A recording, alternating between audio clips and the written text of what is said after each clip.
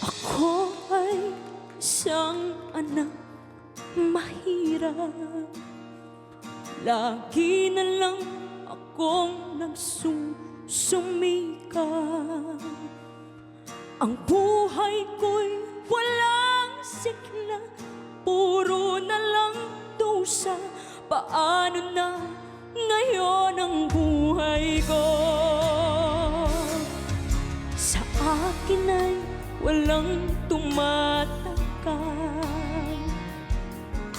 Mababa raw ang aking pinag-aralan. Grade 1 lang ang inabot ko, norito right pa ako. Paano na ngayon ang buhay ko? Isang kahig, isang tuka,